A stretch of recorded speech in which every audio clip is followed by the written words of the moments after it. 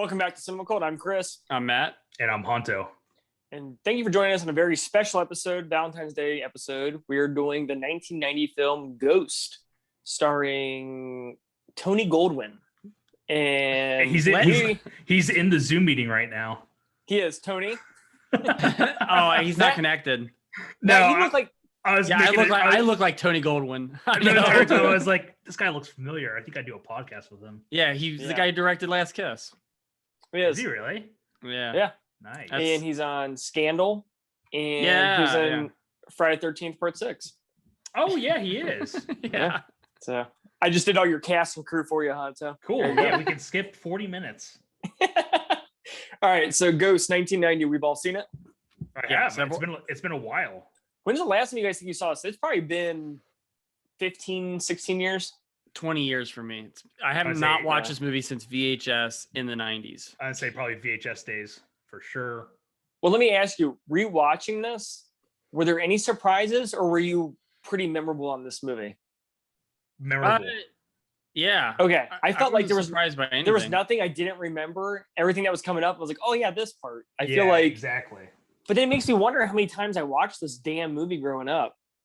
That's what I was thinking too, because I was like, obviously I've seen this more than once, because the fact that I can remember a lot of cues and dialogue, right, is kind of surprising to me. Dude, it was like watching this, all I couldn't help thinking about was like, why the hell when I was a kid did I watch this and Sister Act so many times? Isn't that weird? Like, it's like, I can't tell you how, I haven't seen Sister Act since the 90s. But like, if I watch that, it'll be like this experience where it's like, yeah, I've watched this movie several times over. We need to do that. It's like I'd be this, down to watch. Yeah, I'd be down to watch Sister Act because go ahead, Matt. Though. No, it was like this. Dracula Dead and Loving It. No, Dracula Love at First Bite. And Married to the Mob. Married to the Mob. There's like the four that I watched the most on VHS when I was a kid. Okay. And Ernest Scared Stupid and Monster Squad. So 6 of them. What else is there? Yeah, there's 25 movies, but that was it. Just 6 right now. It's just a 6 right now. But yeah, it was like, I don't know why we watched Ghost so much. I was like, why did my 8-year-old self watch this romantic thriller so many times? The best part, the clay part, is that your favorite part in the movie? Dude, I'm gonna go on record. Sexiest non-sex scene in a movie, right?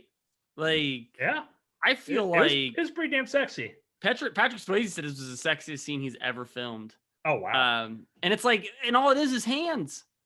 All it is hands and mud. They do other stuff that cuts throughout that scene, but it's not like it's like I mean, it's literally just hands and mud, and it's like and the Unchained Melody playing, and you're just like, wow, what a really well crafted sexual scene. That's how I thought about Spy Hard. They do the exact same scene in Spy Hard. Oh yeah. They do. I was trying to remember what movie parodied the Naked Gun 2, or is it Spy Hard? I think Naked Gun. They do it in Naked Gun. Naked Gun 2. Because it's his brother that directed Naked Gun. Jerry Zucker. The Zucker brothers. Or is it pronounced Zucker? I think it's Zucker or Zucker brothers. Sorry, Zucker I would say brothers. Zucker. I would say I don't see like an accented U on there. That would be Zucker. Yeah. Nice try. So nice Ghost, try. 1990. Let's go ahead and start off. What does it have? Or I'm sorry, how much did it cost to make? Honto, we'll start off with you. 40 million. Okay, Matt, how much do you think it cost to make? 60. I'm gonna go with 60. 22 million. Which makes sense if you think about it. Lower. I hate I hate the one that's because I imagine being in the meeting and they're like, how much? Like it's like you making a movie. Like, how much you want to make your movie for? You're like, oh man, probably $300 million. It's gonna be serious, and it's gonna be the same reaction as like the Austin Powers, so they just like start laughing, like that's so expensive. Oh, I thought that was about right. Oh, my bad. Well, if you think about it, really, like it's a $22 million budget. There's not a lot in this, like special effects wise, minus the shadows, and then like the bright light. But you're really probably paying for I would say 3 main cast members. I was gonna say some of the special effects of him trying to like interact with the stuff. Granted, it is like green screen in areas. There are some kind of cool shots on how they like pulled some of that stuff off. Yeah. So really good. There was one where when Billy comes into the house, Willie, sorry, you're dead. You're dead. Dead, Willie. when Willie comes into the house and he sneaks up to Demi Moore's the stairs scene. Yes, right. That was crazy awesome. And it was like I was trying to figure out like what I was following, like how they were doing, because they had to have Patrick Swayze be in green screen, right? Because he's the ghost. And but I realized they reversed it, and Willie was the one that was in green screen, and the camera was following Patrick Swayze. Is that really what it was, you think? Yeah, you can tell because the camera movement follows Patrick Swayze and it doesn't mess up. And if you watch like Willie's like steps, it's like you could tell that they superimposed him in like there. He's not matching up like the steps or something, or yeah. And it was just kind of like a cool because people are gonna be focused on Patrick Swayze and not Willie. That you get away with a shot like that. I need to rewatch that because I was like I was wondering how, just looking at the motion of the camera. Yeah. There's no way they had like the technology to match up two different shaky cam shots or whatever. Like there's no way. So because one of the principles, like we talked about this before, but it's like I don't know if it's green screen or blue screen at this time. Yeah. But you have to have like a static shot so you can match the staticness. So you can't have a moving camera and green screen. Right. It just doesn't match the movement of what you're filming. So I feel like, with that being said, a lot of the money probably went into like the blue or green screen technology to do the ghost shots where he's like interacting with objects and people. Well, and I read trivia though that it was like they said a lot of the budget went into the amount of red shirts that Patrick Swayze wears in this movie. Dude, when you laugh halfway through a joke, that's gonna fail anyway. I know, it's such a dad thing, dude. I feel like I'm getting older, and I feel like my that old dadness is coming out, even though I'm not a dad. Where it's just like I start laughing at my own jokes, like, like it's like so really most of the budget went to his shirts. Oh man, dude, I do though. It's like I do it all the time now. So $22 million budget. Okay. How much did it make domestically? Honto. 90 million. Matt? I think I know this because I read it in the trivia, but I want to say 120. 217. Holy mackerel. Yeah. Okay. Really? This movie was a big movie. Is this? Whoa. I don't know if this is true. What won in 1990? Home Alone or this? Because I've always heard Home Alone is the most biggest movie. I feel like it's got to be Home Alone, right? Home Alone is Home Alone's bigger domestically, but let's play the worldwide game. How much did this make worldwide? What was the domestic again? So domestically, it made 217. Okay, I'm gonna say 400. $505 million. Holy crap! Yeah, wow. And then I'm gonna look up Home Alone's box office because Home Alone is 1990, right? Yeah, I believe so. Yeah, they fought each other at the box office. Holy shit! But Ghost was like going through Home Alone.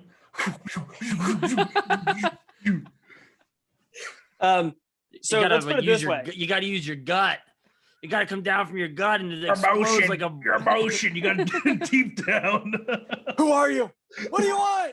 I want to talk about him later on when we get to him in this episode. Absolutely. I want to hear your guys's.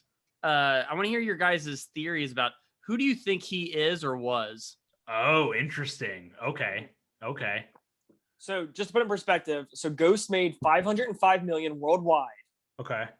Home Alone made $476 million just in the U.S. alone. Holy crap! So I'm sure.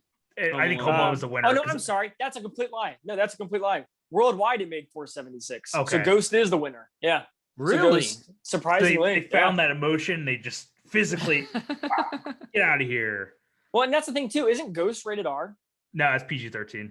Is it? I could have sworn it was R. No, it's PG-13. Is it PG-13? Wow. Okay, because I mean, you got some curse words. There's some gruesome effects in this. I say the Tony Goldwyn at the end is like crazy. Yeah, it is. It's disturbing to look at. It's like pre-Final Destination, right? But I can imagine it being like, okay, I can imagine being a really dumb rule at the MPAA where they're like, well, technically he dies, but he does come back. As a ghost. So it's not that violent. You know what I mean? Because they do that shit with they're like, I know for a while the MPAA was like, it's not violence if it's a monster being killed. It's like, yeah. Okay. It's like it's not rated R because the guy stepped in front of the bullets. So yeah, it's that kind of stuff. MPAA has some really weird rulings. They do, but they're our biggest contributors to this podcast. So, what do you think this has on Rotten Tomatoes, Honto? 78. Okay, Matt? Damn it, I was gonna go honestly because we just did Training Day. I think this movie has like a 68. Okay, like Matt, you win. 74. Really? Yeah. So but I tell you what, the Letterboxd score was kind of surprisingly low for this movie. 3? Yeah, like a 3 or 3.3 or something like that, right? Okay, interesting. Which I was like, that's not a 3.3 movie, but not according to the audience. Who am I on Letterboxd? Honto, why don't you go and take us to the cast and crew? Ghost was directed by Jerry Zucker. Okay. Going best from Airplane, Top Secret, Ruthless People, First Night, and then his last movie that he directed was Rat Race. I think was 2001. It's been that long since he's touched a movie. I believe so. I think he's no longer making movies. Apparently, Ruthless People is awesome. Yeah, I haven't seen it. It's good. I remember it being good. It's been a while. It's like one of it's like that typical soundtrack when I'm looking for new records. I always see that thing. I'm like, I'm not picking that up. Right. Like, right. That's how you feel. It'll be at another store. I'll Ruthless see People. That's the same with Something Wild. Something Wild is a vinyl I see everywhere. Or like I'm trying to think of other one. Yeah, it's just like I think it was so mass produced that they just like you'll find it for $1 somewhere. Exactly. Yeah. Go ahead. I remember liking First Night. I remember being all right. Yeah. Yeah. It's another romance. It's there's a huge like age gap because it's like I can't remember who the girl is in it because I haven't seen it in a long time. It's not Madeline Stowe, is it? Isn't it the girl from like Waterworld or whatever? I thought it was the girl from Robin Hood. And I can't remember her name. No, it ain't. What is her? Elizabeth Master Antonio. Is that what's her name from Robin Hood? No, it's Julie Ormond. That's who it is. What's she from? Legends of the Fall, Sabrina. I think that's who. I know you're talking about. Yeah. Yes. Okay. Harrison now I know Ford. you're talking about. Yeah. And then, surprisingly, she's in Walking Dead. One of the many spinoffs of Walking Dead. She's but like she's she goes with King Arthur. Is that Gwendolyn? Yeah, Gwendolyn. Gwendolyn. Right? Gwendolyn Paltrow. Oh God, I knew Chris is like wasn't going to. He's searching, doing the computation in his head. I know. I was No, it's not Gwendolyn. It's Guinevere. Guinevere. Sorry. Yeah. Chris, I was really waiting for you to just blow me out of the water and get like you to say something like Guinevere, like, oh no, it's Guinevere, but she plays Guinevere, and she's like married to King Arthur, but there's like a huge age gap there, and then because Sean Connery is like already 80 years old at this point, and then like Lancelot 30. shows up, and she's like, of course I'm going to go with Lancelot. Like, yeah, she does the buck nasty with Lancelot. Buck nasty. But I remember being like a kind of like... Is that a Shakespeare term? Yes. Dost thou do the butt nasty with the freak nasty. Yeah, I just remember being an okay... Like, it was a decent movie. I think we saw that in theaters. Did you really? Yeah, pretty sure we did. But I'm speaking for us, but yeah. I didn't know you guys at the time, but I probably would have saw it in theaters with you guys. Yeah. It was a double feature with Dragonheart. Right? Both Sean Connery movies. Yeah. Go ahead and take us to the cast. What do you got? Patrick Swayze plays Sam Wheat, Outsiders, Red Dawn, Dirty Dancing, Roadhouse. One of my favorites, Point Break.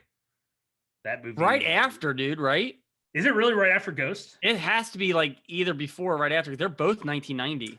Oh yeah. 1990. I don't know which one came out first, but yeah, that's I mean, is it listed before or after? It's 91. Point Break is a year after. Oh, it is 91. Yeah. Yeah. If I had to pick my favorite Patrick movie, it'd be Point Break. Dude, Point Break is like that's like peak primo. Patrick.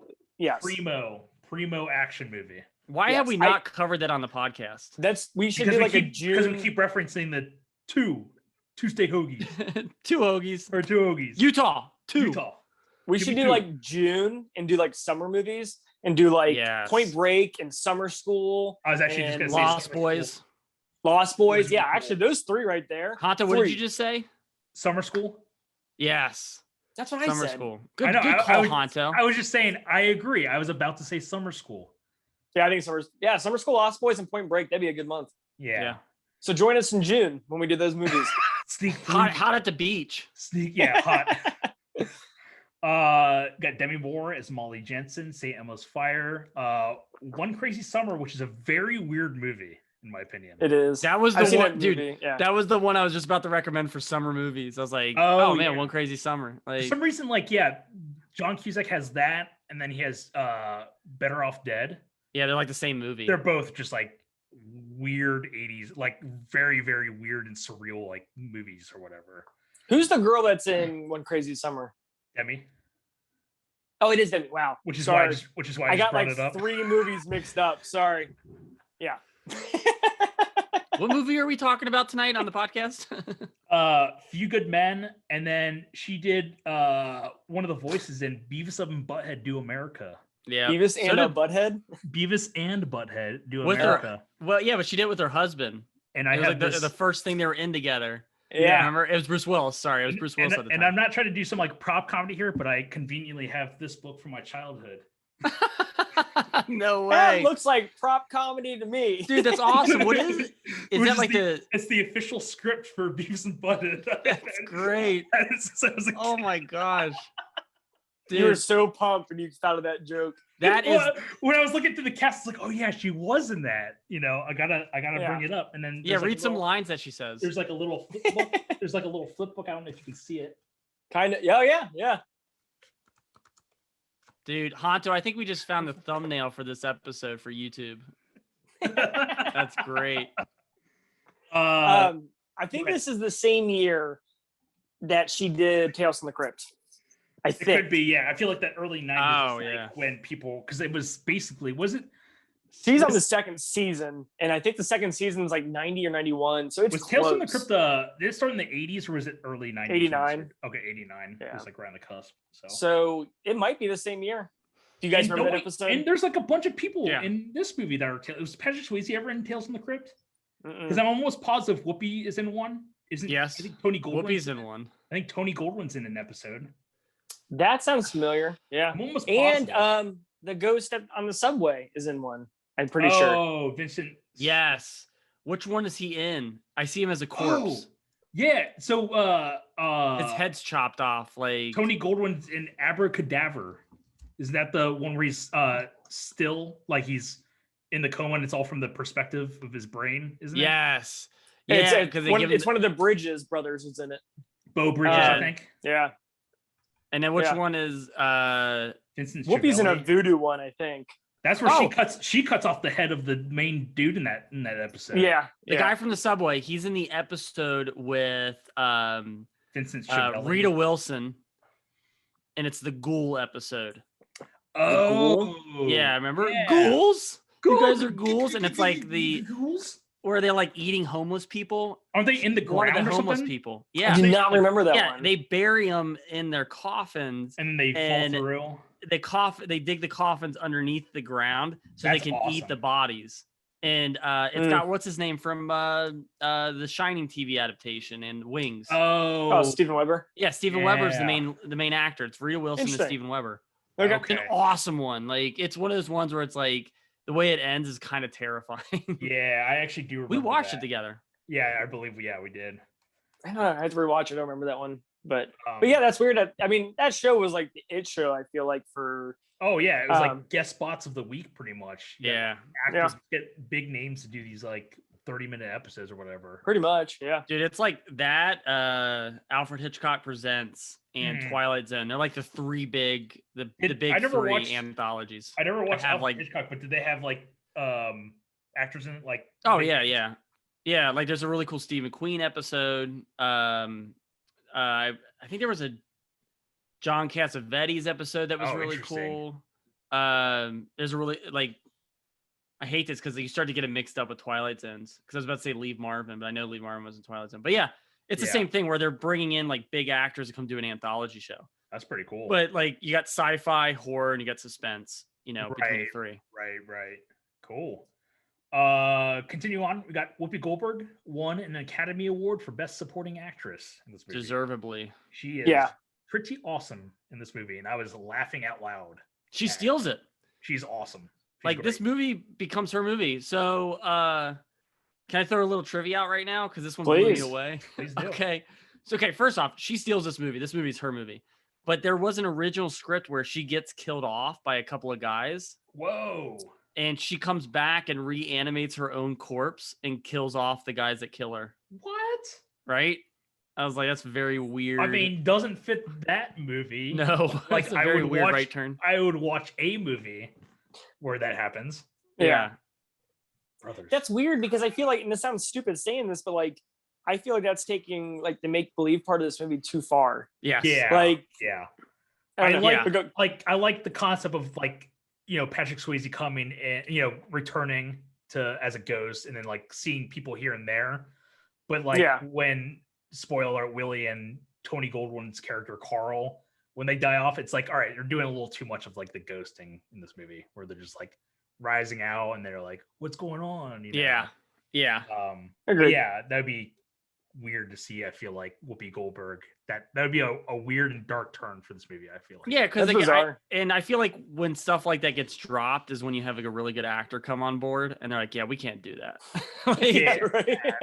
That's stupid. That's not gonna work. Yeah. But she was, I think, nominated for Color Purple, which is previous or before this movie. Sister Act 1 2, Star Trek Next Generation. She is apparently reprising her role for, I think they're doing a Picard season 2, and I think she might be coming back. She was for on that. it. I think she's already been on it. Oh, she's already been really? on. I think she is. Yeah. Was she nominated for Theodore Rex? No, I don't think so. No. Oh, okay. Okay. Do you remember that movie? I do, yeah. I never saw it. I just know it's her and a T-Rex. Are they like doing like their backs are back to back? Yeah. Yeah, they're just but yeah, she was on previous episode that we did, Page Master. She did one of the voices of the books. I forgot she was on that. Oh yeah, she did, didn't she? And then we got Tony Goldwyn as Carl. Cuffs, he did the voice of Tarzan on the Disney animated version. Pops up in Last Samurai. And then I just saw him recently in the incredibly mediocre Lovecraft Country. I've heard nothing but good things about Really? that. I tried watching. I watched like 4 episodes and I was like, really? I lost steam with that show. I could not. That's a bummer. Okay, honestly, I've heard like nothing but like accolades being handed out or like nominated, for that show being nominated. Wow. And everyone being like, wow, Lovecraft Country is great. But then I've heard like other ways, like what you're saying, the other side of it, and people have been like, yeah, I tuned out. I like the first, I think it's pretty strong in the beginning, but it just like story-wise, it just like, I don't even know what they're trying to do with it. Yeah, I got the book on my shelf, and I meant to read the book first before I saw the show, but I just haven't gotten around to it. Yeah. And then to continue on, we got Rick Aviles. He passed away a long time ago, but he plays Willie Lopez. He only pops up in a few movies: Godfather Part 3, Waterworld, and then Carlito's Way, which I just watched recently. That movie. That's a pretty damn good resume. Awesome. Yeah, he's pretty good in Carlito's Way. That's ironic because Luis Guzman's in Carlito's Way, right? Yeah. And Luis Guzman says that he gets mistaken for this guy all the time. Really? Yeah. Interesting. Like, they're like, yeah, why did you shoot Patrick Swayze? And it's like, he's like, that wasn't me. And it's like, yeah. And they said the casting, the trivia also said that he was rumored to be in it. Like he was rumored to be in that part originally. Oh, okay. But it's like, I don't know if that's true or not. But we got Vincent Chavelli. He plays Subway Ghost, known best from One Flew Over the Cuckoo's Nest, Fast Times at Richmond High, and previous episode, Batman Returns. He's one of the clowns. I think he's the monkey. He has the monkey in the Jack in the Box, I think. Yeah. Jack in the Box. Is that what you're just mimicking what I'm doing?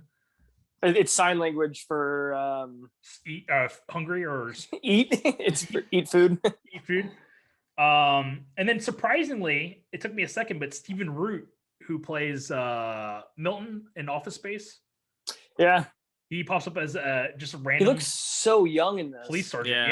Yeah. It's like I think it's one of his earlier roles, but I didn't realize that he was like also in King of the Hill for like several seasons. He like does one of the voices. I didn't know that. Which is like a Mike Judge collaboration continued.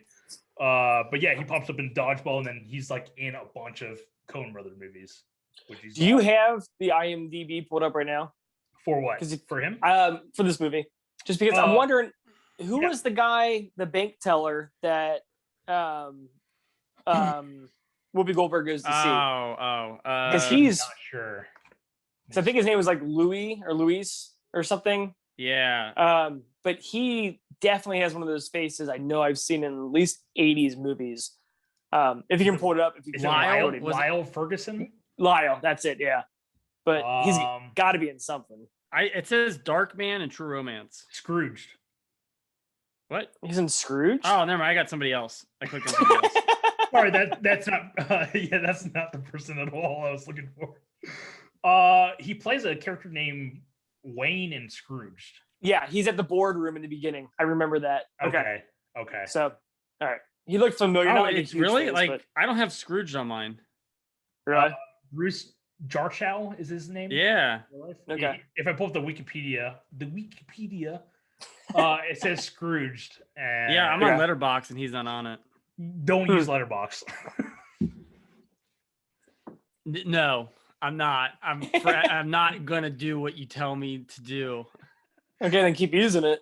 Yeah, but yeah. Letterboxd is wrong sometimes. I was on there. I can tell. You just proved to us just now that it is wrong. Yeah, wrong sometimes. That's all I have for cast and crew. Who wrote this? I don't know if we discussed that. I actually was going to write that down because I thought you weren't going to ask me that, but you just did. Bruce Joel Rubin. Okay. He wrote screenplays for Deadly Friend, previous episode. Jacob's Ladder. Okay. And this movie feels like Jacob's Ladder. I was gonna point that out. Yeah, right. In a few ways, yeah. He did an 80s movie called Brainstorm, which I feel like I've heard the name, but I don't really know what that is. Okay. And then he's done like a couple of like thrillers, Sleeping with the Enemy, which I think is Julia Roberts. Always wanted to see that. And then Deceived, which is Goldie Hawn and John Hurd from or not Hurd. Wait, what is it? John Hurd. John Hurd from Home Alone. Yeah. Okay. I'm actor John Hurd. I thought I just said, aren't you John Hurd?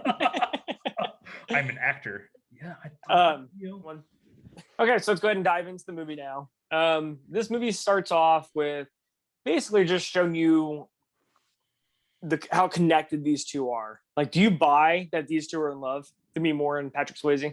Oh, absolutely. Yeah. They're like about to do it as they're taking apart that apartment, as they're renovating the apartment. That's love, man. That's love, man. That's Ghost. Well, no, I mean, it's like the way it sets up is that they're renovating their apartment, and then they got their best friend Tony Goldwyn. And that's what they call him. Yeah. And so, like the whole first 20 minutes of this movie is just setting up how much they mean to each other before they end up knocking off Patrick Swayze. Right. Before he ends up passing, I don't really feel like there's anything worth mentioning other than that. Like you said, they're renovating the apartment. Yeah. They're kind of getting settled. There's a point that Patrick Swayze is laying in bed and he talks about how worried he is. And she's like, why are you worried? He's like, well, every time things are going well for me, something goes wrong. Yeah, which I've never caught. And I think that's what they're like talking about, how I think they're watching like TV and there's like an airplane that had crashed. Like an airline had crashed. And he's like, it always comes through. He's like, I'm not going to go on this business trip or whatever, because I feel like something bad's going to happen.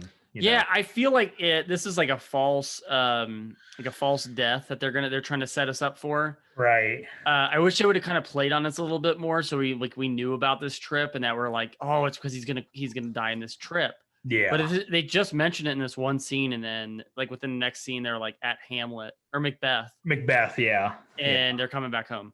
You know what I mean? So it's like I think it's supposed to catch you by surprise that he gets shot as opposed to dying in an airplane crash. I think it's just but they don't sell the airplane crash. I think it's just the feeling, the suspicion that he has that something is something bad could happen. Yeah. And I think it's just when he eventually dies, it's like, okay. Can I ask a stupid question? So I feel like I'm pretty good with literature, but my Shakespeare's not very good. Is Macbeth about betrayal? Macbeth is. because that's another foreshadowing. Uncle Claudius kills Macbeth's dad. Yeah.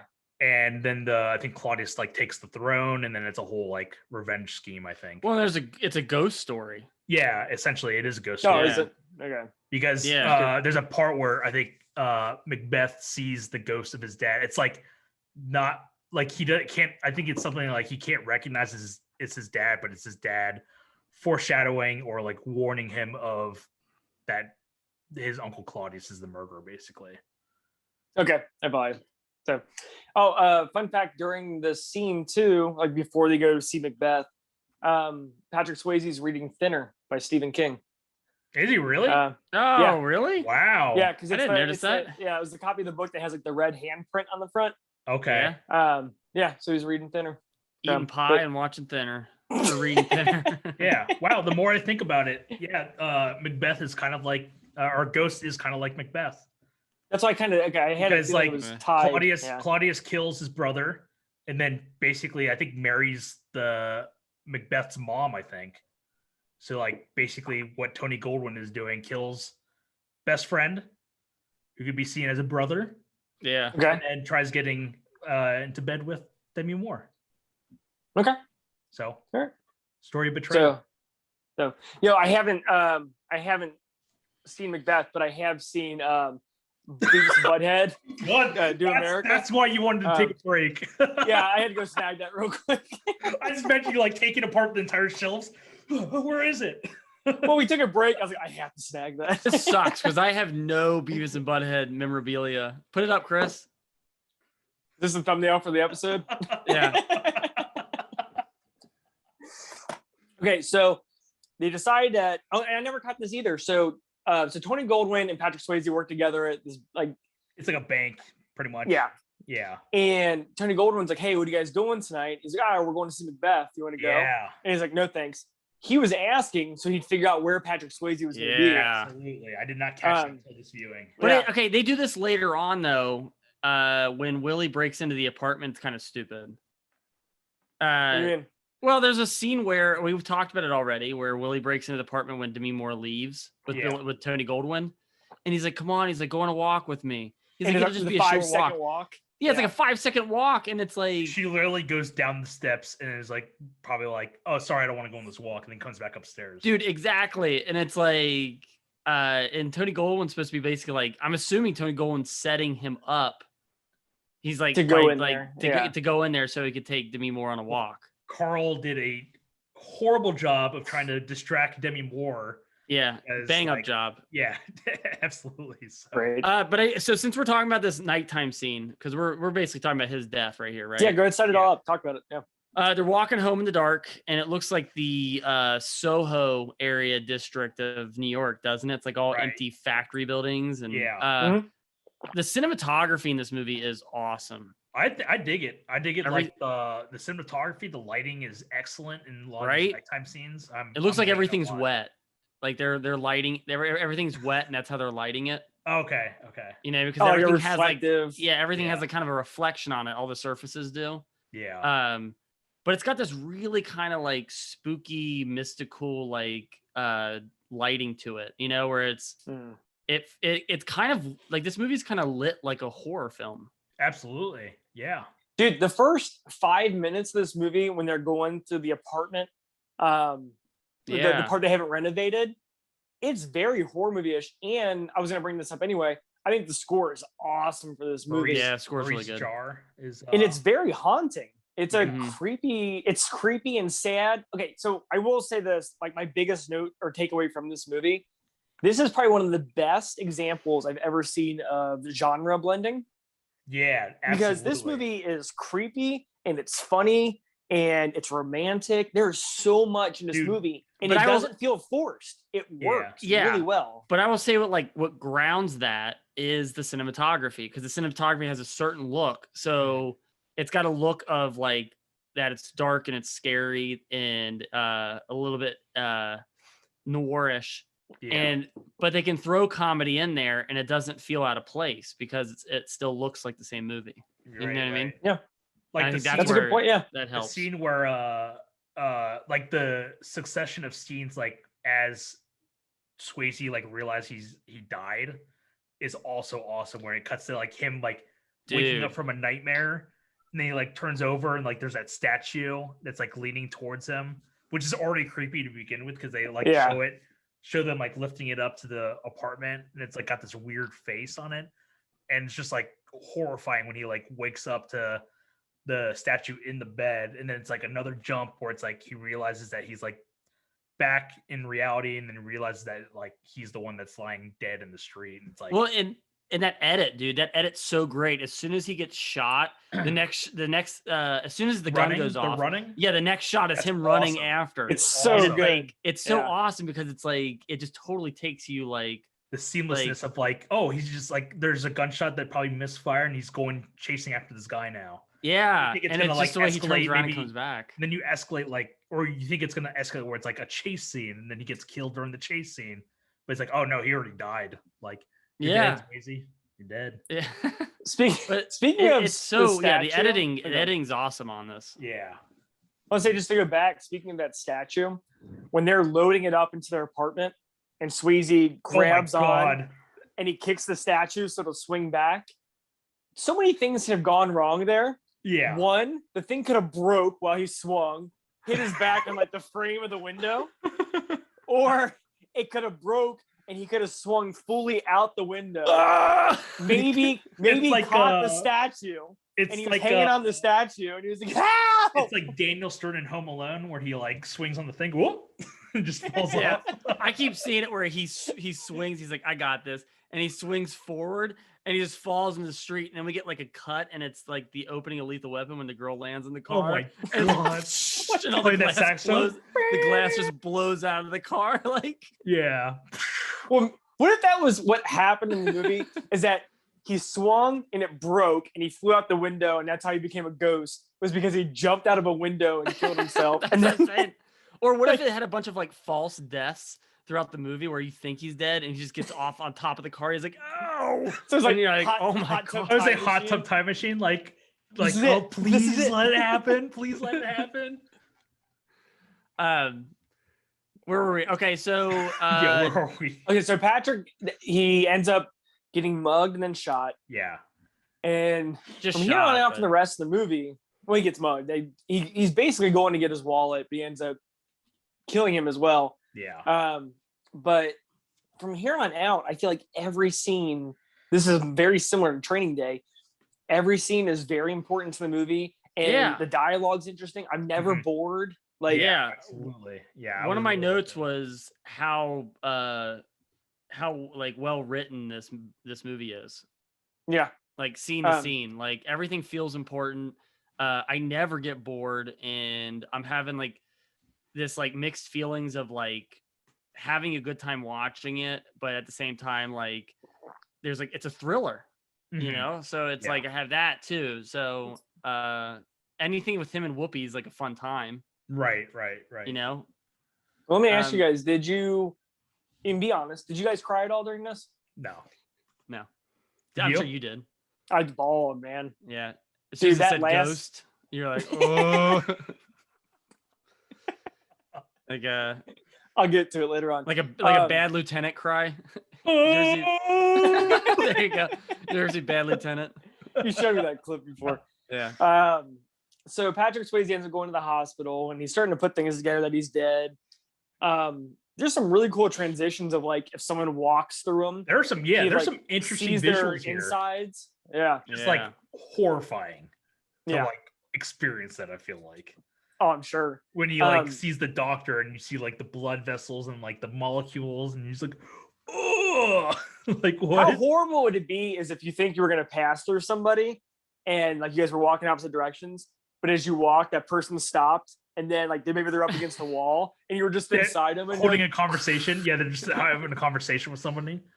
Or you got stuck in him and he's like, hey, you want to watch me moonwalk? And then you're just like, you can't get out of him. You're like, is he walking backwards now? What's going on?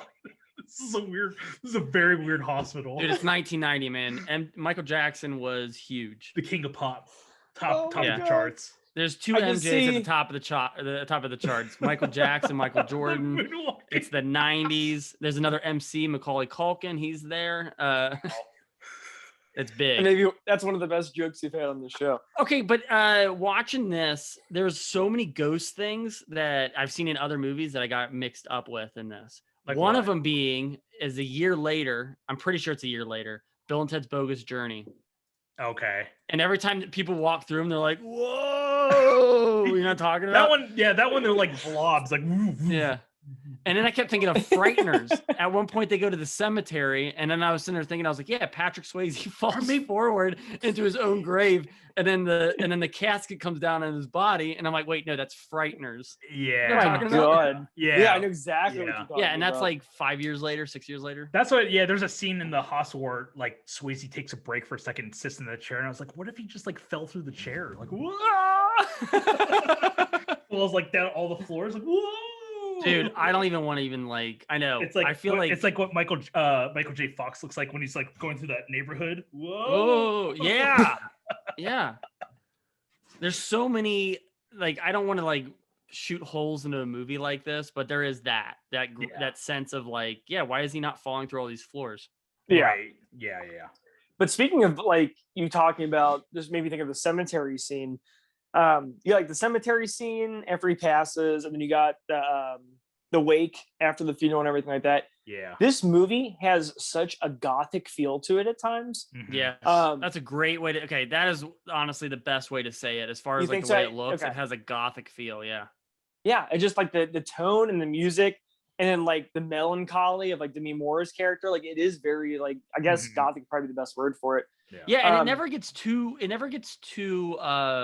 melancholy. No. Like this movie, it takes you back out with some of the comedy elements, that when they introduce Whoopi. I mean, it's a very sad part when Swayze dies, but like they don't go far enough down, which they could absolutely do and be like a Lars Van Trier like Antichrist feeling movie where it's just like I just feel depressed, I can't get through it. But they take back out in certain scenes, Yeah, but it's like that. Did you guys see A Ghost Story? That movie with Rooney Mara and Casey Affleck? Did, yeah. Okay. Not a fan. It could easily, if it was made today, it could easily look like that. Where like I only saw the trailer, but the trailer was enough where I was like, that movie looks sad. Like I don't want to go see that. So this movie could literally fall into that category so quickly that it could turn people off to wanting to watch it because it's like, yeah, I don't want to watch it. It looks like it's gonna be sad. Yeah. So I'm kind of interested. I'm going to go back and watch the trailer and figure out how did they sell this movie to people? Ghost Story or Ghost? No, Ghost. Yeah. It was probably sold as a romantic comedy. I mean, the question, I don't know. It's weird. How do you market that? Yeah. The question is there going to be movie trailer guy voice in the movie or in the trailer or not? Yeah. Sam Wee was a guy. It's 1990. You know what? I bet you it will be flash text. Okay. Yeah. Patrick Swayze, Whoopi Goldberg. Indian Penny, stuff like that. Yeah. And co-starring with Indian Penny. Or well, I feel like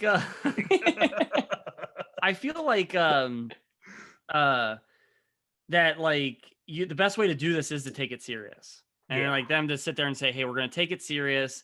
But I really feel like with Whoopi Goldberg being in the movie, if she wasn't in this movie would just be like depressing. Oh, it would be like not a bummer movie. She makes this movie. Yeah. And this is when, right here, speaking of a good transition, this is when we meet Whoopi and the tone of the movie changes now. Because is he following?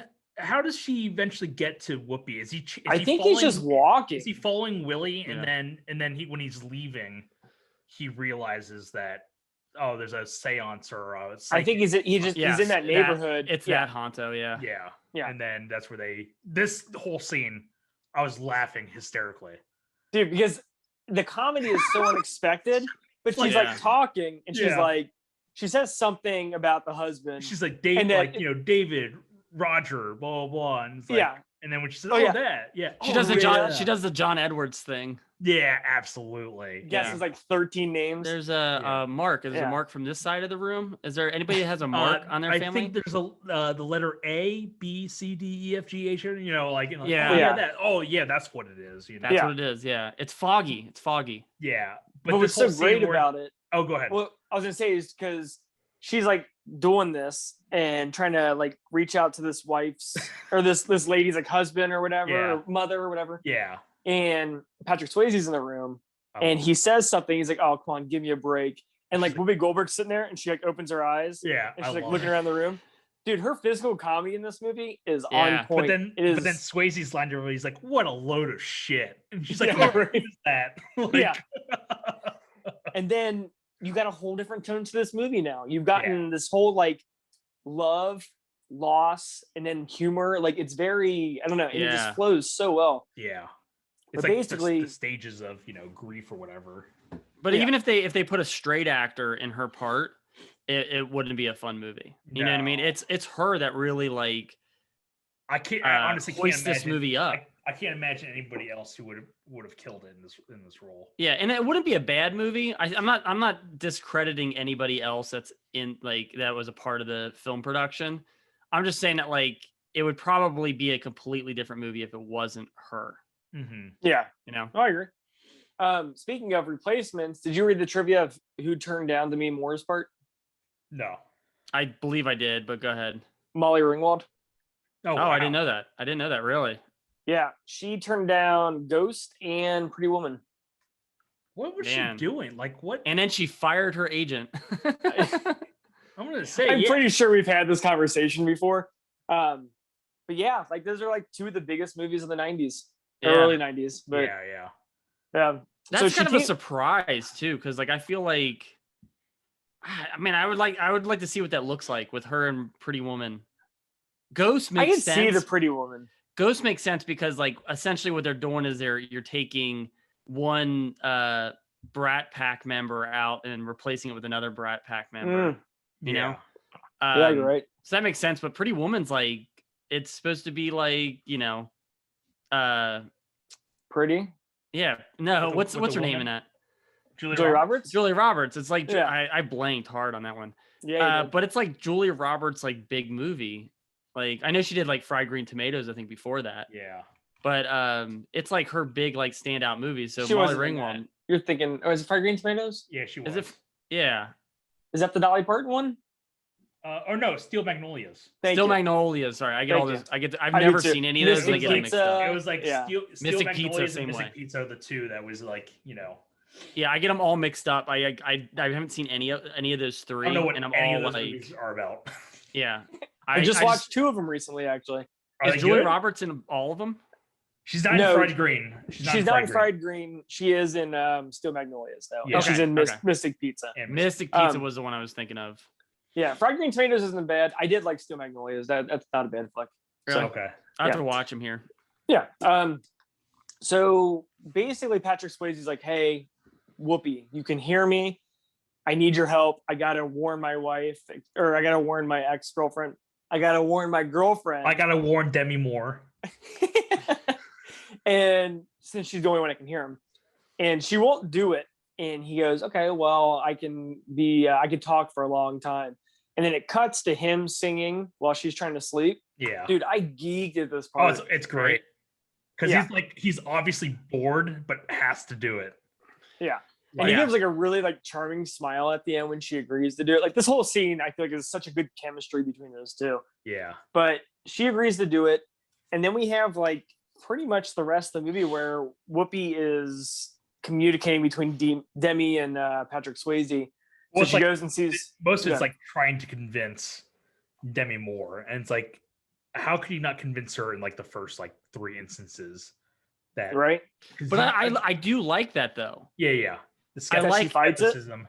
Yeah, I like how like she really has to sell it to her, and then she does sell it to her, but then it gets like revoked by the police department, and now she doesn't. Where they say she still doesn't trust her. Whoopi's a con artist, has been arrested, blah blah blah. Yeah, like and that's what I mean about like the story mechanics. It's laid out really well because Patrick Swayze can't prove that he's alive until he has like the ability to move stuff. Right. And that comes at the end of the movie. It's not until they get the penny. And she's like, holy shit! Like, there's a penny flying towards me. Yeah. Which is no like... one uses coins anymore. So at this point, when Whoopi's trying to convince. Come a chameleon.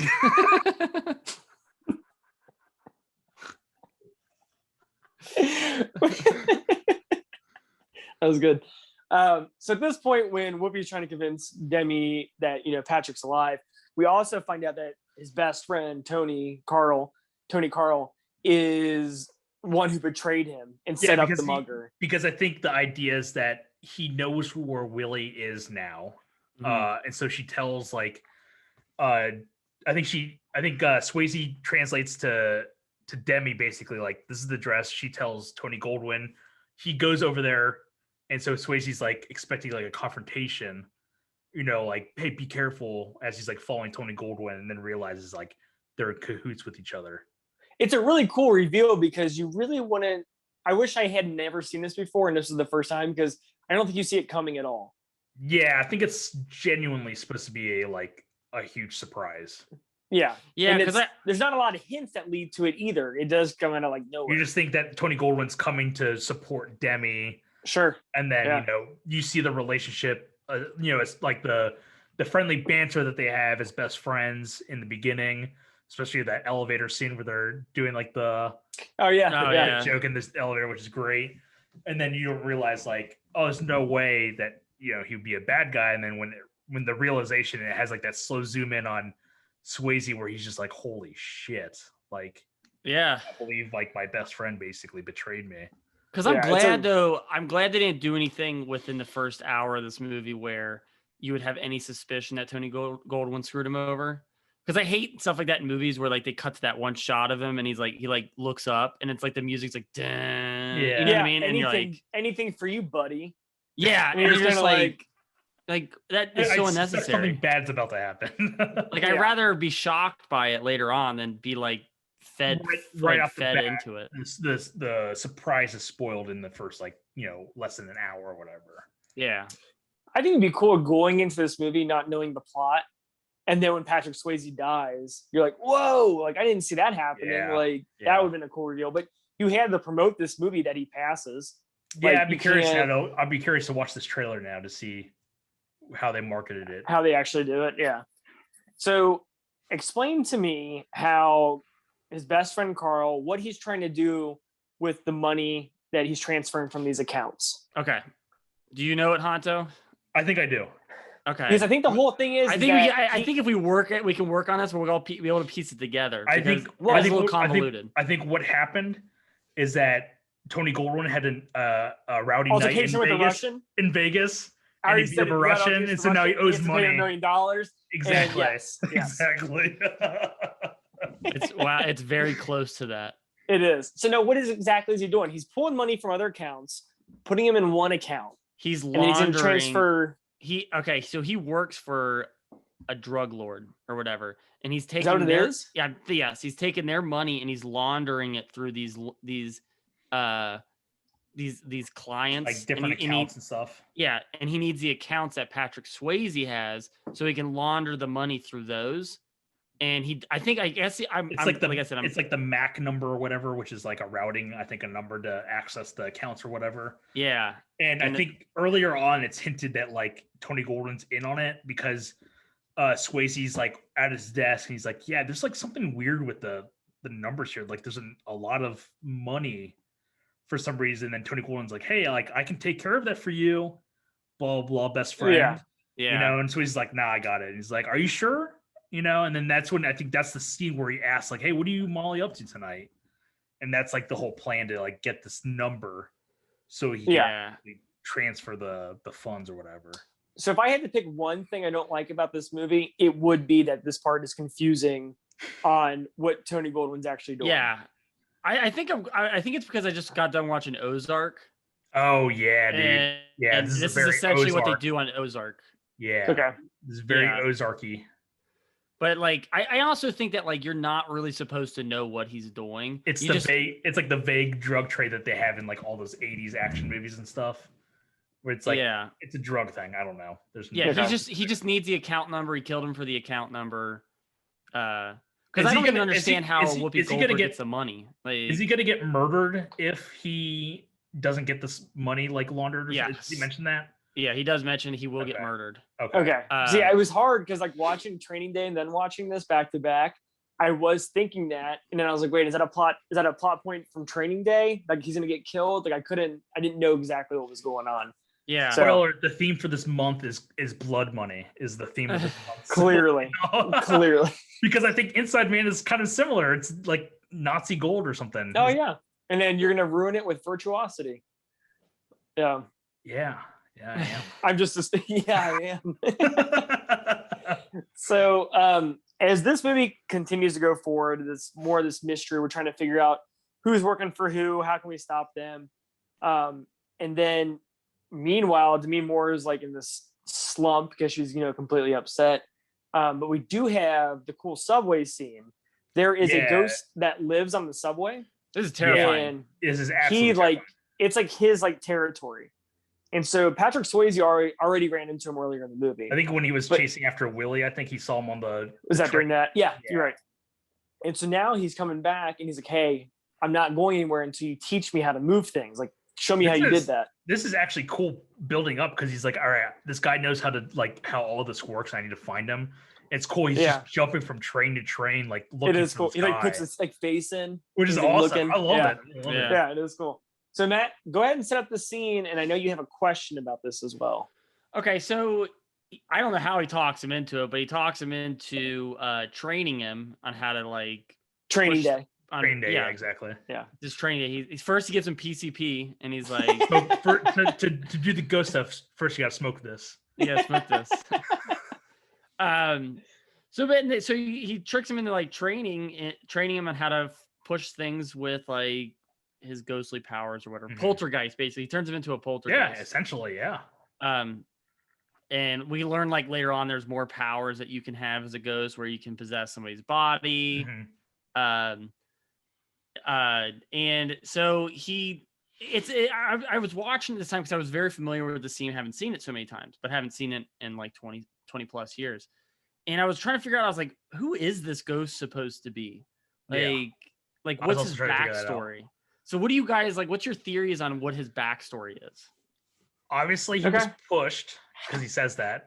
He says he was pushed. He says, but he argues it though. But I don't know if it, because there are like stories of people randomly pushing pedestrians into subways, which is like, don't want to go down that dark territory, but there's stuff of that happening. So I wasn't sure if it was like that situation or if like maybe it was like a mob related thing where it's like he got murdered because of something mobster related. Okay. Yeah. But he seems a little crazy. I think he's psychotic. Because he says he's like I didn't. Yeah, because he says he's like, I didn't jump. He's like, you don't believe me? I got pushed. Yeah. And he argues this as if like this has been brought up to him before. Right. You know? But it's like I was trying to look at his clothes too. I was like, do his clothes give him something away about him? Like it's an odd scene because then he starts yelling at him and he's like, who are you? Who sent you? And then he jumps onto a train. Like it's a very odd scene. But in a way, I wasn't thinking of that. Maybe it's like he's stuck between like the worlds of like the heaven and shadow. So it's like staying there too long. That could happen. Where it's like, Swayze if Swayze like never went to heaven or whatever, maybe that would happen to him too. Yeah. Lose his mind because it's like he shouldn't exist per se. But like, so I viewed it as like kind of that, where maybe like he had refused to go to heaven. Maybe he was like a good person, refused to go to heaven, and then just stuck around too long, and now he's kind of like just losing it, you know? Yeah, I think that's actually that's a possibility. Or what if he was? Matt's got a joke. No, it's not a joke. But what if he's like what if he's a bad dude and he's like trying to outrun the shadow ghosts that bring him to hell? Oh, and he's going crazy that way. Like he's always on the subway where it's bright. And he just stays on those trains, so then the shadows can get to him. Dude. You know, I like that idea. Yeah, like and he's going crazy trying to outrun him because the lights are always on in the subway, so like no shadows can exist technically. And I think when he says "I'd do anything for a drag," he means the demon's dragging him away. Yeah, there you go. No, actually, I think that's a really cool theory. I think that's kind of a creepy thing to think about. To be honest with you. Either that or he's like a conspiracy theorist and like a government op that got murked and he's like, in the afterlife and he's like, who sent you? Like, he's like George Clooney's character in Burn After Reading. Yeah. Who sent you? Who sent you? Like, who are you? I think I'm gonna get a run in.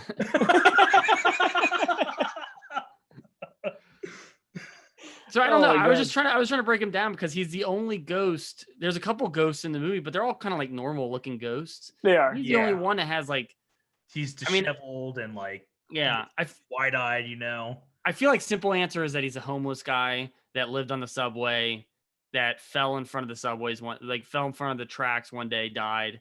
That's what I'm thinking is that like maybe somebody just pushed him and then that's the end of it. Like yeah, but I think it's just fun. I wanted to bring it up to you guys. I think it's just fun talking about like, you know, like what is this guy's? That's a good question. Yeah, actually, do you remember back in the day when we used to have fun questions they asked like that? Yeah, and you didn't answer the question at all, by the way. I think he's psychotic personally. That's what I said. I said I think he's psychotic because he's so like all over the place and he's like, "Who sent you?" Yeah. And he's like. I don't know. He just seems everywhere. Just a mental health, like, you know, some sort of like mental health issues. Mm-hmm. That's what I think. But I like the shadow thing. The shadow thing sounds pretty cool. The shadow thing is really, really crazy. Yeah. Me and Matt used to watch this as kids, and the scene where Patrick Swayze kicks them out in Dukan, and it goes through like the ghost. Me and Matt used to laugh at that. Yeah, we geek out. Right. So I don't know if it's in this order, but the next couple scenes are probably out of order.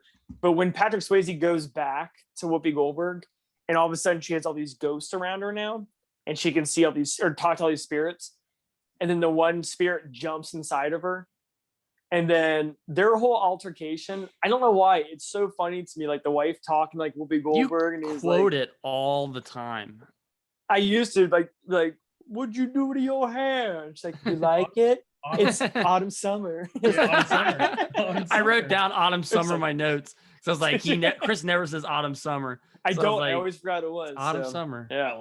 I love it. So Patrick Swayze's like, hey, if you really help me out this time, I'll make sure that they're all gone, which is a promise I don't know why he's making. But basically, since Patrick Swayze knows what's going on with all the money, he gets all the money. Oh no, he changes the account. Oh no, he's gonna drain the account. That's what he's gonna do. And this is why he sends Whoopi to go basically to the bank. Yeah, and this whole scene is hysterical. I'm confused by all this though. Like you're confused by the money laundering. I'm confused at like how she's able to go to a bank, close an account within this fake name. Like who set up this account with the fake name? Tony Goldwyn. Okay, so I think I missed this.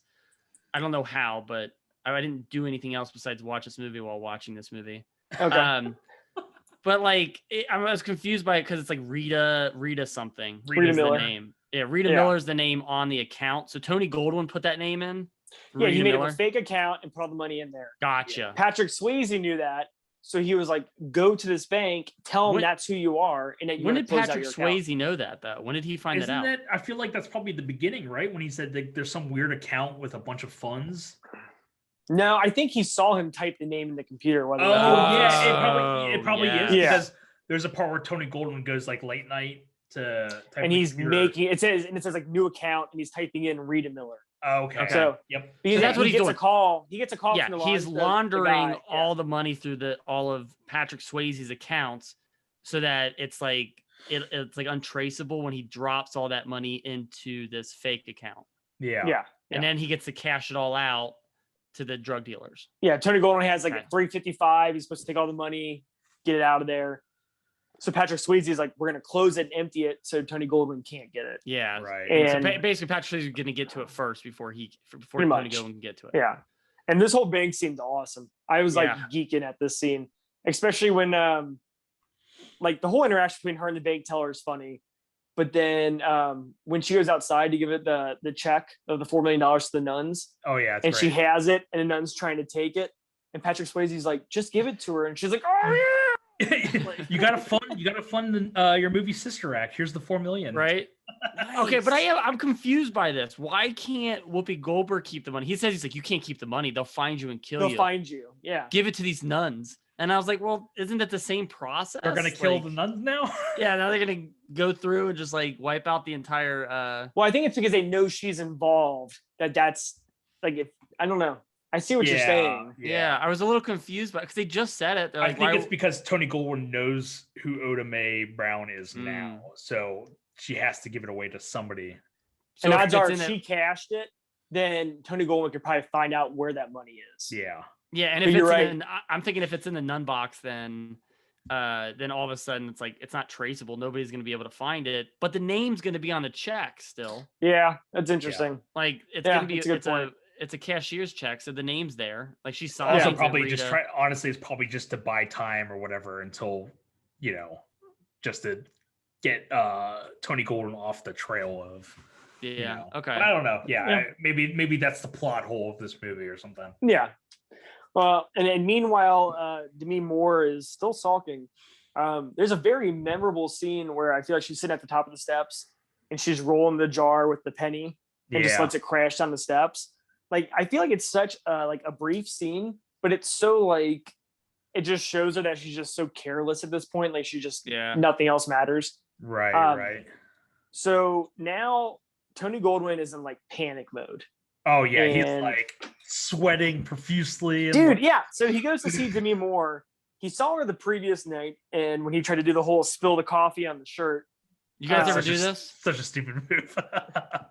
I feel like last time we hung out, all three of us tried to do this at the same time. I got coffee on my shirt. Oh, I got coffee on my shirt. Yeah, I got coffee on my shirt too. Yeah. And we're all just sitting there doing the podcast with their shirts off. You're like, training day. What a thrilling movie. What a thrilling piece of pie. But he makes a move on her and she's very vulnerable. So she kind of plays back. And then he decided that next night, like, hey, come back, we'll have dinner.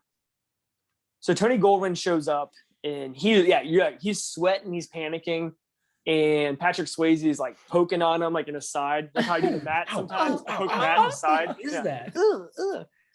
And he's gonna he threatens to kill Demi Moore because he knows like Patrick Swayze's in the room. Yeah. And he's like, look, he's like, give me the money by 11 or I'm gonna kill her. I like this. And yeah, this is intense. And so he takes off and leaves Demi Moore, and Patrick Swayze goes after him. And I think Patrick Swayze goes and at this point and goes to gets Willie, right? This is where I think Tony Goldwyn is like going to talk to Willie. And then and this is already after the fact where like Willie. Oh no, I'm sorry. Yeah, this is when Carl and Willie go get Whoopi Goldberg. Well, yeah, so, I think he's already sent Willie to like try and kill Whoopi a couple times before. Yeah, so that's already happened. But I think isn't this part where Tony Goldwyn is trying to like figure out what to do next with Willie, and then that's when Patrick Swayze is doing like the poking now to Willie, and like. Well, yeah, they're at Whoopi Goldberg. They're at Whoopi Goldberg's. Yeah. Oh, is that already? Yeah, they're at the apartment. And, okay, I thought for some reason I thought it was at Willie's apartment. Is it not? Or... yeah, it's at one of the girls because it's Whoopi and the two girls she works with. Okay. So I love how serious you are. He's like. Well, this is the way you said that, like, and he does the poking. He's like poking Willie, like, but you were like straight cold, like you're just like a straight face. You're like the poking. Man, it's called acting. Okay, God, learn something. Yeah, God, this guy knows Macbeth. and you know McDonald's. Yeah, and you know McDowell's. Man, that's great. They got they got the Big Mac. We got the Big Mick. Was it Louis Anderson in Coming to America when he's like, so what I'm going to do is I'm going to work up to manager, and then when I become manager, then I'm going to be assistant manager, and then doesn't he do that? Is that Coming to America? It might be. I can't remember it. Yeah, whatever. Cut all that out. When I just talked about. Yeah, it's staying. So Willie goes into the apartment. And he starts chasing the girls, and they end up getting out into another apartment to hide out. Yeah. But Patrick Swayze is in there, and this is the part where it's very like I feel like we watched. I mean, it's very almost like Invisible Man, like the original Invisible Man, where like doors shut and like things fly off shelves and like practical effects that still work to this day. Like a Who poster flies in the air. I was just going to bring that up. What is it? There was a Who poster that Whoopi Goldberg had in there. Okay. No, I was gonna ask. Like, I don't like know how they did like the boo on the mirror. Like, I feel like that was pretty cool. Like, unless I don't know how you would do that. Yeah, But yeah, I mean, there's just like it's an ongoing trend of like. Was it a guy in a green screen, like a green suit, and he was I like, think it's with the Invisible Man suit. Boobs. You're fired. You're fired. Damn it. He's in the green suit. He's like, he's poking everybody on set. I don't know. Can't see him. Turn off the digital effects. No, I don't know, Honto, because now you brought that up. I'm trying to think of like what would be a reasonable way of how they would do that effect. Yeah, I mean, this is like the ongoing thing in this movie where it's like between the scene where Swayze's trying to punch at Willie on the stairs, and then now this, it's like they do some pretty cool special effects in this movie. Well, what if you reversed it? Like, what if you wrote "boo" right, and then like you fogged it up with breath, and like you reversed no, because they did one letter at a time. Oh yeah, and it's also spelling it out like yeah, you know, like, yeah. But if like, you reversed it and then replayed, it's not just appearing. Yeah. Yeah, but I'm just saying if you reverse it and replay back the footage, if there's somebody behind the mirror breathing on it, and then you reverse it, it looks like it's being written. Some PA. I'm gonna pass out. If you want those college credits, you better keep breathing, son. Okay. Google how to boo and see what comes up when you type that in. Okay. Yeah.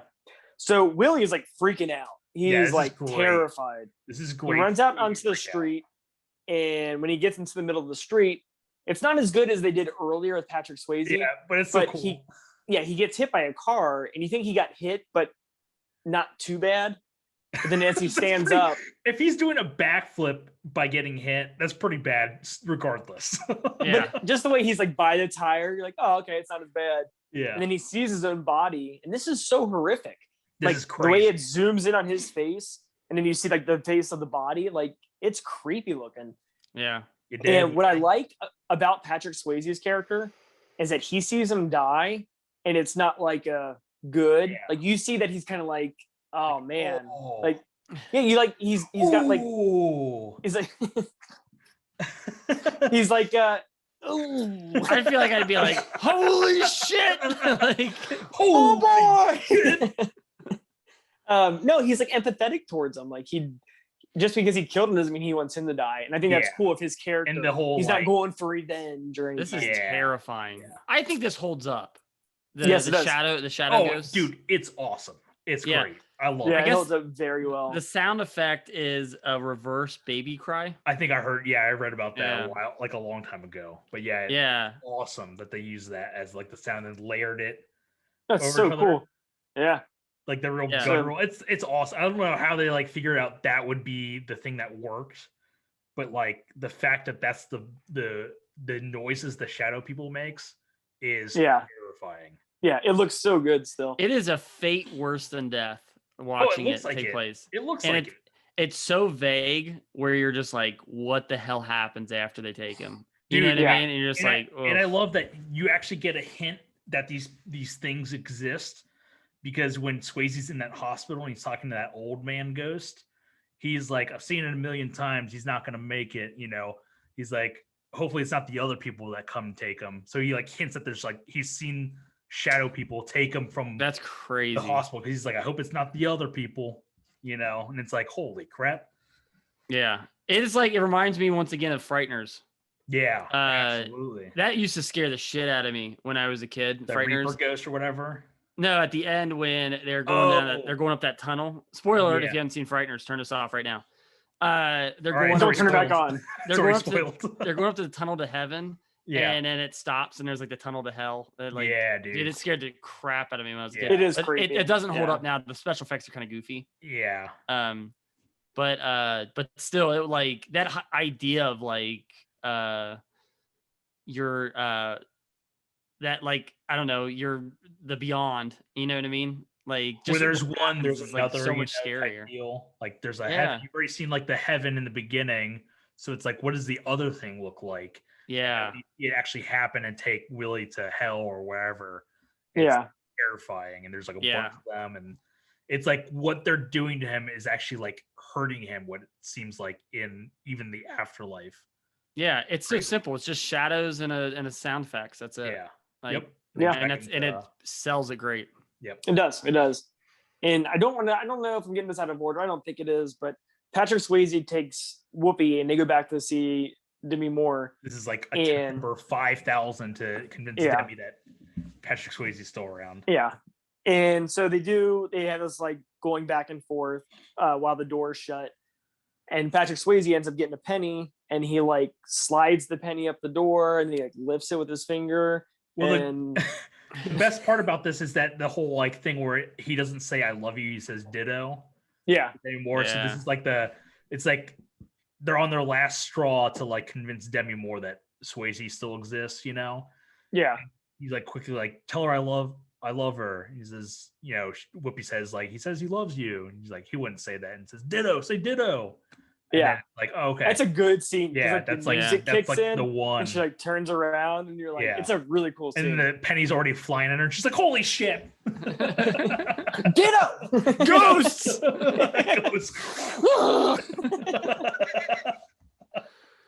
And she's terrified of Sam and she won't open the door. Yeah, she's just like scarred for the rest of her life now. Oh, can we talk about real quick, I'll finish the scene. I do want to talk about something. But she floats the penny and then Demi Moore is like, okay, I believe you. Come on in. Hold on for a second. A creepy scene earlier in this movie is when Tony Goldwyn's in the office and the computer turns on and it says murderer. Oh, and then it says like Sam, and like it's a really genuinely creepy scene. But I think it's cool enough to like to sell him on the fact that Sam's a ghost. Yeah, because he's already been kind of told this, but like I feel like this confirms it. So when he kind of talks to him and he's getting pushed around when he's talking to him in the kitchen, he's like, "I'm gonna kill what's her name at midnight." Yeah. Because that office scene is right before he goes to see her. Because he's already like disheveled in panic when he comes. Because this is he becomes that after he realizes that the money's gone. Yeah, I'm just saying it sells it to me as far as like I'm not like usually something like this I wouldn't buy it like, oh, he already believes in ghosts. So I feel like there's enough there for me to be like, yeah, a lot of weird stuff is happening to be like, it is a ghost or something. You know? Yeah. So to go back to the current scene though. So Whoopi Goldberg comes in and she allows Sam to like enter her body, and then that way him and Demi Moore can like have a moment. And they're just reenacting the clay scene from earlier. Well, okay, it could have been. This could have been so goofy. Yes. Yeah. And they did it with such class. The parallel of cutting to it's Whoopi, and then it cuts to a wide shot. And it's Patrick Swayze. Well, it's like Whoopi is holding Demi's hands. It goes up from her hands to Demi's face, and then it comes out wide, and then it's done so well. It's awesome. Yeah, it's great. Yeah. And that's when Tony Goldwyn shows back up. Sam comes out of her body. The Buzz Killer. Yeah. And then there's this like whole chase scene. They end up going. Well, it's kind of cool. They set it up that if you go into somebody's body, it's going to make you really, really tired. Yeah. So it sets it up for the suspense moment where Patrick Swayze can't fight off Carl because he's weak. Yeah. And it's like, oh, it's a really cool like callback to like as far as like awesome. To a previous scene when that random guy jumped into Whoopi's body. Right. Yeah. And so there's like whole chase scene. It's Tony Goldwyn chasing Demi and Whoopi, and Patrick Swayze is chasing them. And they go to the old part that was renovated in the beginning of the movie. And it's just like your cat and mouse chase scene for 5-6 minutes. Yeah. And then it turns really dark really quick because Tony Goldwyn ends up. How does he get into the window frame? Does he fall into it? He throws the go ahead, Honto, if you can explain. I was gonna say, like, after the whole chase, he's getting hit. Basically, like Swayze's regained his strength. So he's basically like pushing him around, shoving him. Steals the gun. Yeah. Yeah. And so I think he gets the gun back. And at this point, he was already going to try and kill, I think, Demi Moore or Whoopi Goldberg, both of them. But he is making his way to the window. I think he like opens it, and then he stupidly swings that hook that was used to bring the statue up from the ground. Yeah. He stupidly swings that hook and tries to climb out, and then it like basically shatters above him, and then he gets the greatest Final Destination death of all time. Dude, it's right? Gory, man. The blood spurting out is like crazy. Yeah, the blood on the glass is what kind of like sells It's it like too. the You know, you're perfect like, amount because they could have gone full like Addams Family. You know, like where Wednesday and Pugs they're cutting each other's limbs off in that school play. And there's like blood squirting out. Yeah, and he's like, I keep bleeding and I won't die. And you're like, oh my god. Why won't I die? I keep bleeding. I have so much blood. This is so dark. So Ghost. Ghost 2. TOO. Yeah, the title's like, woo. It says Ghost 2, then the T disappears and it becomes a B. Ghost Boo. There you go. Stupid. So Boo to you too. Electric Boogaloo.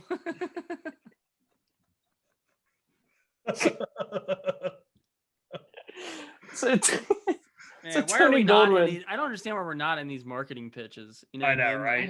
Yeah. You want us to sell your movie? We got an idea. Just give us a budget of $300 million, please. I'll tell you what. That's all we need. Just that little tiny. I will say there was a bit of trivia that they were trying to make. This movie was so successful, they tried to make a sequel, and everybody on board was like, no. And they're like, and Paramount's like, okay, that's a stupid idea. was it a room full of mats? And everybody's like, no. I was gonna say it's probably 90s versions of us pitching this sequel, and they're like, get out of here. It all take place in one room, small little indie film, small budget of $200 million. $200 million, and we'll make this movie for you. Yeah, I can't see a sequel happening to that. No. But after Tony Goldwyn ends up dying, he gets up, sees Patrick Swayze, and he's so amazed to see him. And I feel bad for Patrick Swayze because again, he's not looking for revenge, but like he's like shaking his head at Tony Goldwyn, like when the shadows come up, you can tell Patrick Swayze's upset about this. Dude, he's disappointed. He's disappointed. And so Tony Goldwyn gets taken away, and then we have like this last like 3 minutes where floodgates open, and I was just watching it, and then all of a sudden I just felt like the big tears, and there's the ones that are like, and I know I was eating chocolate chip pancakes and crying over them. I was like, it was the middle of the afternoon. You didn't cry? Yeah, I was just eating chocolate chip pancakes, You like lied. trying to You said swallow you this didn't this cry. bread, and like you ever try to swallow stuff and you cry? No. Me neither, because I didn't cry during this movie. I was gonna say instead of chocolate chip, you liar. realize you're eating onions the entire time. Why am I crying? I was lifting pancakes. I was lifting iron. Okay, I wasn't crying. I was lifting iron, and I was making beef jerky in my kitchen. Wow. Ghost. No, I did. I will say, like, I almost did cry because, like, this is a really sad ending, and it's like, it's a bummer. It's a real bummer. It's very well played. It's very this well ending, played. yeah, yes, it hit. I cried for like 4 minutes straight because it's like her saying goodbye. He's leaving. Yeah. He says goodbye to Whoopi. Like it all just, I don't know. It's a very well done last scene of a movie. And then Patrick Swayze like walks in the heaven. Oh, well, dude! But the biggest one is like he says "I love you," and she's like "Ditto," and you're like, "Damn it! Like that's good." It is good. Yeah, it is really good. It was like good writing, you know. Like I was like, yeah. I'll tell you what, my girlfriend pointed out. Demi Moore, very good crier. There was like 4 or 5 scenes. She brings it. She got hired on. One of the reasons she got hired on was because she can like on cue cry from like I think each eye.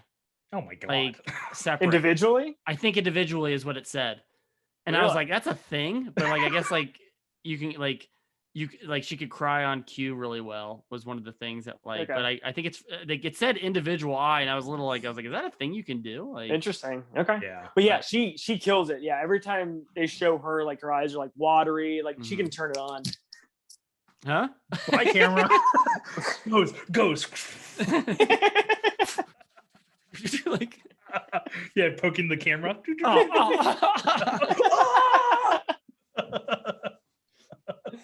Are we keeping that in? Oh, absolutely. Yeah, just keep going. You're almost done. Yeah. Okay. After the whole Ditto thing, Patrick Swayze ends up going up to heaven, and it's like such a sweet looking last shot, and it's just kind of like, and then there's no after scenes. It's just fade to black, and you're just like, that's awesome. Yeah. It is. Yeah. So that's Ghost, 1990. Rotten Tomatoes gave it a 74%. I gave it the same as Training Day and gave it a 93%.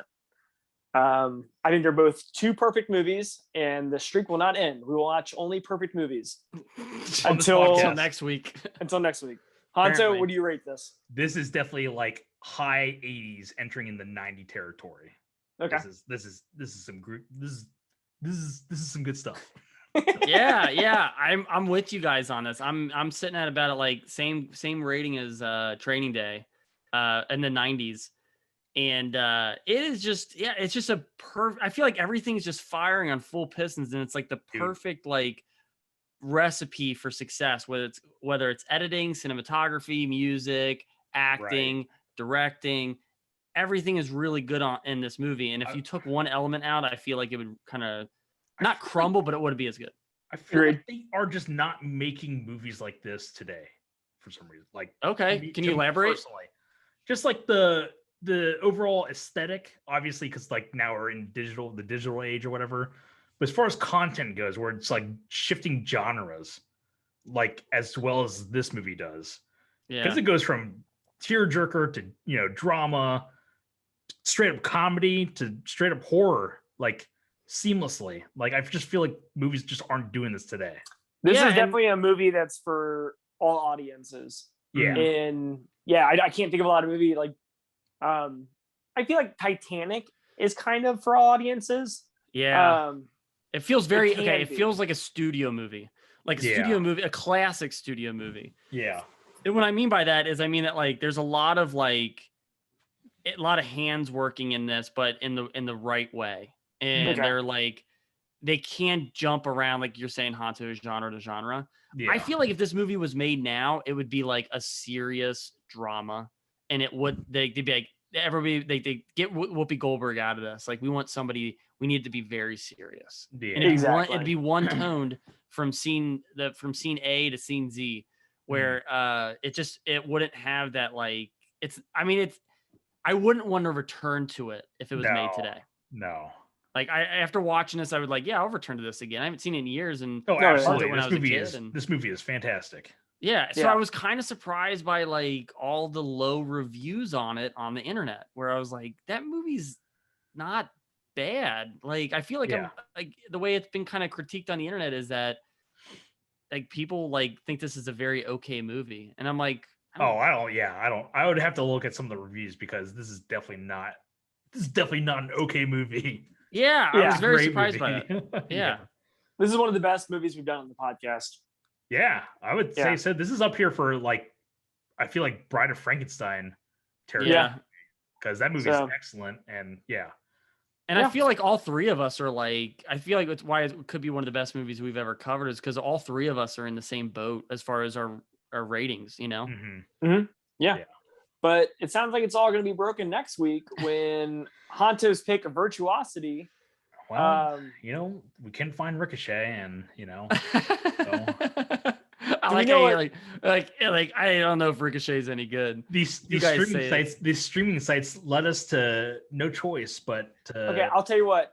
I will say that the lack of DW movies streaming was really low. It's pretty low, yeah. I couldn't find anything. I was like, I wanted to watch some stuff like even I couldn't find Man on Fire. I have it on DVD. I'll watch it there. Yeah, I have on regular DVD, but... Well, I'll tell you what. We'll plan on Virtuosity, but if the next few days I can find a copy of Ricochet, do you want to do that instead? And then it'll be a surprise of which episode comes up, because I think I know where I can find Ricochet. On VHS? Do I have to buy a VHS player? No. I'll stream it. I'll put it my VHS in, and then I'll put the Zoom call. Yeah, I say we'll do a Zoom session, and you'll just stream it on. We'll watch it together. Genius. Yeah, there you go. I will go to Half Price Books if I can find a copy of it, and if not, we'll just stick with Virtuosity. So, but what if Virtuosity just randomly gets taken off? I think we're in a real pickle here. Oh yeah, I'll buy both. You gotta have a date. You gotta have a amount of days. Okay, give me 2 days. Wednesday till Wednesday till Wednesday. That's fine. That's 5 days. I'll take 5 days. And if you can't find it and by Wednesday, we're sticking with Virtuosity. Just do Virtuosity because I've never seen Virtuosity. I want to watch it. I've heard nothing but not good things. Hold on, wait a minute, Chris, you haven't even seen it? No. So you don't even know if it's bad. Matt. I love it. Because you're literally been shitting on Honto's pick this entire episode. And I was under the assumption, I was like, oh yeah, Chris saw Virtuosity back when we were kids and he hated it. And Chris, you haven't even seen it. Yeah, because I've heard it's really bad.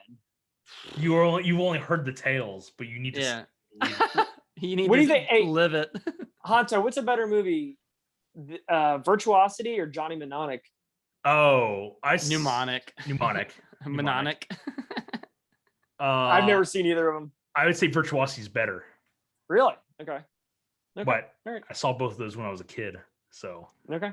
Well, to conclude or to continue with our Denzel month in February, we're either doing Virtuosity or Ricochet. So we'll find out. It's a surprise. There's no structure to this podcast, so we'll find out. We'll find out together with audience. Apparently, it's a mystery. So thank you so much for watching / listening. If you have any requests, happy Valentine's Day. Oh yeah, duh. If you have any requests, hit us up on Facebook or you can email us at CinemaCultPodcast@gmail.com. And thank you so much for listening. We love doing this. We hope you love watching and listening to it. I'm Chris. I'm Matt. And I'm Honto. We'll see you next time. If I had to pick, I'm going to pause real quick. Yeah, I was going to say, you were like, it got to the point where you're talking like, I think the funds are. So what happens in this scene is he's deflating. I started noticing that I was like sinking. I was like, what is going on here? I did. I noticed as I was listening to, my eyes were going down the screen. Because I've been getting like comfortable in my chair and then getting a little bit more. And so I just kind of sinking. I realized that I was like you keep sinking. And then all of a sudden you come up from underneath our desks and we're like, oh, and you're like in our screen, like you just pop up in our screen, like. And this is what I think about this movie.